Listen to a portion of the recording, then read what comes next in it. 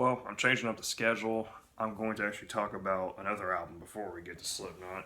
We'll eventually get to the album review if We Are Not Your Kind. Do not worry about that, but tonight I want to talk about Born of Osiris as The Simulation. Now, I've never listened to Born of Osiris before I even listened to this album, so here we go.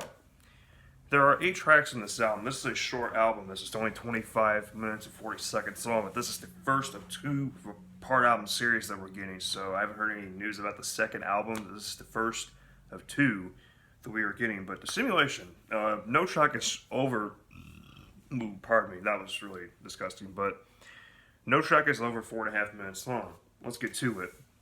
First song is called The Accursed, and I like how this song opens up with some keyboard stuff going on here, kind of like some synth. Then we get into like the usual metalcore. I like how, I find it interesting how the singer sounds like old Jesse Leach from Killswitch Engage. This is kind of a Killswitch Engage vibe with how the frantic basses and the downright heavy percussive background. Opens up with a nice track. I think this is not a bad opener. Very just simple enough, you know. We're getting to tapping into some progressive elements. There, we get to Disconnect to Me, but Disconnect to Me is the next song. And this song, you know, starts off with, you know, a quick, I like how the opening is. The quick-paced melodic notes that they're playing, I don't say melodic, but like the fast-paced notes that they're playing, sounds really cool. I like how it flows. Very nice fast-paced playing there. And then couple blast beats in there happen. Then you kind of have a faster kind of paced part in there. And then you get towards the end of the song, just past the 2-minute mark, where it transitions into a cool ending, actually. I really like how it kind of goes. The unpredictability comes into play with this one a little bit, so you already see a little bit of that, but the progressive elements continue into cycles of tragedy, which is quite an interesting song. It kind of sounds like The Accursed, slightly with the riff, I should say. That's kind of the same notes are used, which I find to be a bit, but I like how clean the fast melodic picking is, like with the upper register of the guitar, and it's really cool to hear that. A lot of times you hear that quite a lot in like metalcore, where you hear like fast-paced soloing. It sounds really well fitting with this one, and the synth notes from the keyboard really fit in well with this one. The experimentation, and I'm not sure if Born of Osiris has done this yet with progressive stuff. It's kind of like you have the element of progressive metalcore going on, and also the vocals, very, very intense vocals going on. From what I saw in the music video of it, it looks like someone else does like the high-pitched screaming, so I kind of like the dual vocalization going on there. So cool song, but Under the Gun just seems like another song to me. Under the Gun, I can't quite get my head around it. It's a slower kind of banger for people, but it's not a song I can get my 2 cents in with yet. Just something that I'm not really clicking with, but I mean, it's not bad of a song. It ain't terrible. I'm not saying it's terrible now, don't get me wrong. This isn't a song for me just yet. I'm just not really with it. Recursion is just a 53-second transitional filler. Some industrial sounds in there, which leads into Analogs in a Cell. Analogs in a Cell sounds kind of like they went into Asking Alexandria mode with the quick riffing, that thing kind of. This sounds almost like Asking Alexandria, just a bit. Not saying it's a complete ripoff, but it sounds a lot like them. But I really like the intensity with this one as well. With metalcore, you get a lot of quick, fast-paced, intense stuff. Sometimes they do slow it down to more of a mid-tempo, but they still kind of keep the heaviness there. Like with Under the Gun, with this time, it's all out. Like there's no, there's no boundaries. So there you go.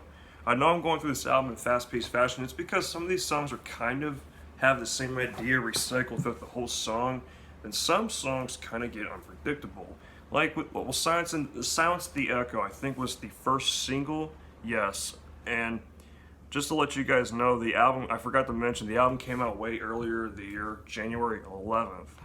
And Silence the Echo is the longest song, 4.5 minutes. I really like the intensity with this one. It gave me a Meshuggah vibe with their song Perpetual Black Second. I really feel like it's kind of that song a little bit with the utter heaviness in the verse. The heaviness with this one really catches me a little bit. It kind of sounds, they kind of use the same idea throughout most of the song with that. It kind of gets slightly monotonous, but then you get to the last 45-50 seconds, that little transition they do there towards the end.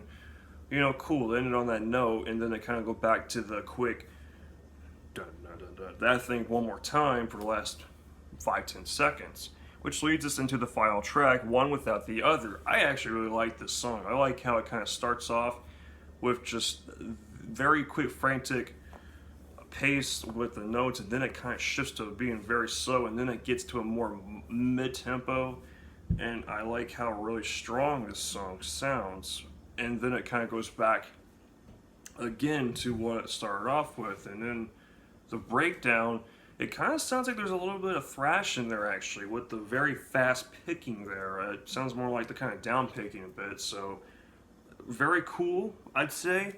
I gotta give them props on that one as well. And also the progressive metalcore elements are definitely continuing a little bit with this song. And then the ending is just basically the third part, like basically the chorus, and I like how they ended with the chorus there. It's very strong. It's a good closing to this part, this album, part one. Basically, I call it part one, even though there's no part, well, he doesn't say part one, but Born of Osiris, Born of Osiris with The Simulation. Not a bad album. There were times though where I kind of was like, yeah, they're kind of doing the same thing a little bit, and then Under the Gun is just a song that it's just kind of like I kind of don't move very much with it. Overall, this is a 75 out of 100. It's good, but it definitely needs a little bit of some touches. I'm not saying this is the best. This definitely will possibly land in top 40 of the albums of the year, but I doubt it gets above 30. We will see. It's already looking like it's going to be a competitive list. There's still a lot more albums to review.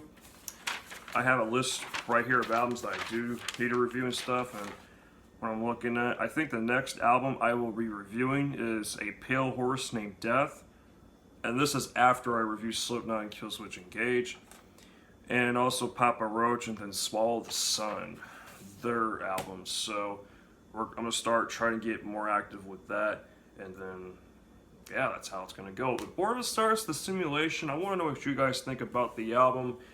Definitely quite a little bit of unpredictability with this one. I like how they kind of went with the progressive elements. Definitely paid off. I'm looking forward to seeing what the second album of this series really entails. Hey, you never know. It could also join in with this one, so you never know. I'll catch you guys later. Take care.